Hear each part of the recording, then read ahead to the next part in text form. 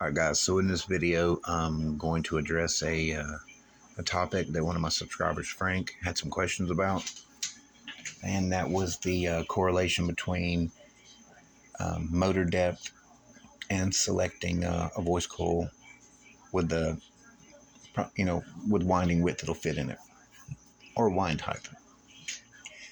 Earlier I was cleaning up this T1 Rockford T115 and decided to go ahead and do this real quick because it's late and I'm tired and I'm battling a cold. Matthew, one of my subscribers, reached out to me. He's got a matching T115. I'll be trying to grab that off of him soon. I'll rebuild those as a pair and we'll do a video on that. So when you're looking at the winding width of voice coils when you're sourcing your parts, there's some measurements you're going to want to take of your motor.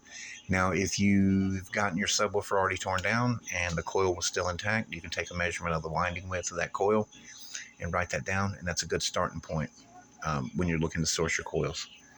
You also can take a measurement of the inner diameter and the outer diameter and write that down, and that way you know exactly what will fit your motor with no issues. So you're going to want to measure first the depth of the motor from the top plate down. You're going to need to grab your calipers, and I just use these cheap ones because they're composite and they don't really stick. Only the probe part sticks right there. But you want, some calipers that, extend out the back so you can probe. What you'll do is you'll put it up here. You'll run it all the way down till it hits the back plate. You want the butt end of your calipers to set flush on the top plate. And you'll take a measurement, and whatever you get, write that down. That's your motor depth. This one's 95 millimeters. If you don't have calipers that protrude out the end like that, you can use popsicle sticks. You can fold printer paper up long ways, whatever will fit in your gap that you can just let it touch the back plate. If you're using something like printer paper or something like that, don't push it in there so that it wrinkles or folds or creases. You want an accurate measurement. But when you slide whatever in there and it touches the back plate, make you a mark, pull it out, measure that with your calipers, and you got your motor depth. The next thing you're going to do is measure the top plate thickness. If your motor has a boot, pop it off. Use this portion of your calipers, rest it on the ferrite, measure up even with the top plate, however thick it is. Go ahead and write that down. If your top plate, tapers and then goes flat to the gap, what you can do is lay like a straight edge or a ruler across it. Let it extend past the ferrite, measure up from the ferrite again to the bottom of your straight edge, write that down. That's going to be your top plate thickness. I just mocked this one up, and to be built, so I'm going to use that coil in this motor, for instance.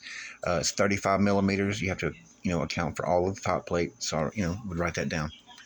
So now when you're looking just at the winding width of the coils, and you found some that will fit your gap good, and now you're just looking at the winding width, since you know the top plate thickness and the depth of your motor, what you can do is you can take the coils you're looking at, the specifications, whatever.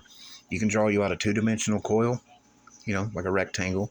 Come up from the bottom, so far, draw you a line across it, and that'll represent your winding width or wind height.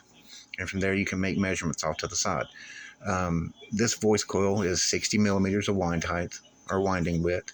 So the first thing you're going to do is find the center point of the voice coil. It's going to be 30 millimeters on this. I'm going to make a mark, draw a line out, and write 30 millimeters. We know that the top plate thickness is 35 millimeters on this motor. So what you're going to do is divide your top plate thickness in half. That'd be 17.5 millimeters with this motor. So what you're going to do, whatever your top plate thickness is, go that half the thickness of your top plate above center, north of center. That'd be 17.5 millimeters on this, and I would make a mark, draw it out here. And at that point, I would write 47.5 millimeters, because from the bottom of the coil up to that mark is 47.5 millimeters. That's going to put the center of the coil and the center of the top plate in the gap here.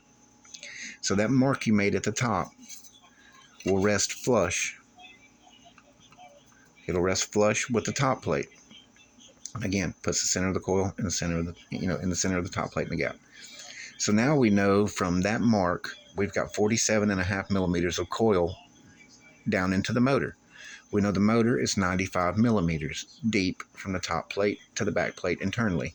You can subtract the 47.5 millimeters from the 95, and what you can come up with at that point is how many millimeters of downward travel you have before your coil will hit the back plate.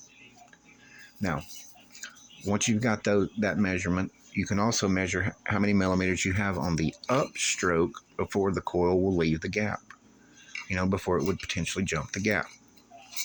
Now, also by knowing the winding width or wind height of the coil you're looking at in correlation with the top plate thickness, you can then figure up, start figuring out like X max and so forth. So I hope that helps you there. Now, when you're looking at those coils, like you may say, well, I want to put a taller winding width than what came in it, more wind height because I want to try to get more X max, like more excursion capability out of it. And sometimes you can do that if your motor has, available clearances, the clearance to do so. You have to remember every time you add winding width or wind height, as you start increasing it, you're putting more coil down in the motor. You're going more overhung up here, more wire, coil exposed above the top plate, but you're putting more wire down, more coil down in the motor.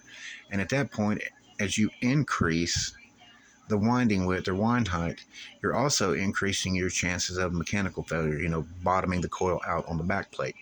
And it's right opposite when you start shrinking the winding width or wind height of the voice coil. You're not worried about then of bottoming the coil out, on the back plate, but you'll be more concerned about under excursion of the coil leaving the gap, jumping the gap. So again, I hope all this helps. I'm tired and it's late, like I said, and I got a cold. If you have any other questions, you can drop them in the comments. If there's anything I missed, I'm sorry, I can go back and readdress that after the fact. But I just wanted to get this video up for him. I appreciate you guys watching, and I will see you on the next one.